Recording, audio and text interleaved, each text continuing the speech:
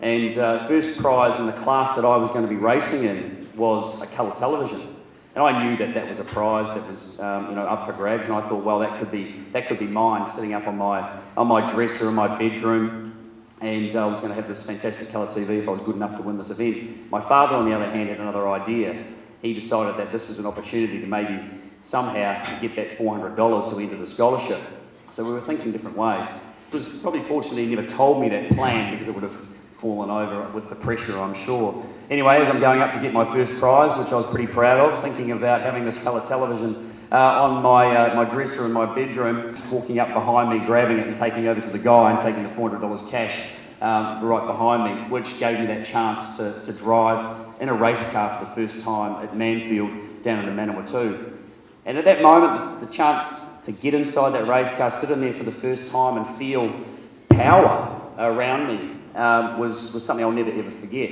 And again, that was the opportunity that I grasped and took, and managed to win the scholarship and start a career in car racing. And it has been a hell of a journey. I've been very fortunate to have so much assistance and help, not just from my family, but a lot of other people throughout the years, to not only often give me some financial support, but guidance, mentoring, and a lot of advice to be able to guide me through the challenges around motorsport. Because the team environment is one that has been, for me, incredibly helpful, and other times not so helpful. And being able to model that around you and take people, create a positive environment, create an environment that works collectively to achieve a common goal, often sounds like an easy thing to do, but I'm sure a lot of you out there will understand that creating a team, creating a cohesive operation is sometimes very, very difficult. And I've had the opportunity to work with amazing teams, amazing people that have given me so much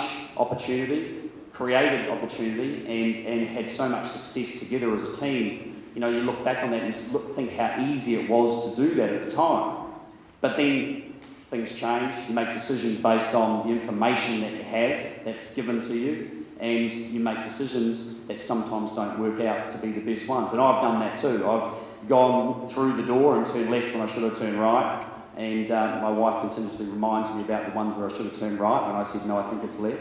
And those are challenges that you've got to work through, and sometimes it puts the pressure on, to perform when you don't have all the tools to do it. And certainly the last few years of my career, I found that I put myself in that position because I made a couple of poor decisions along the way. I all of a sudden found the pressure was on to have to try and work my way out of it.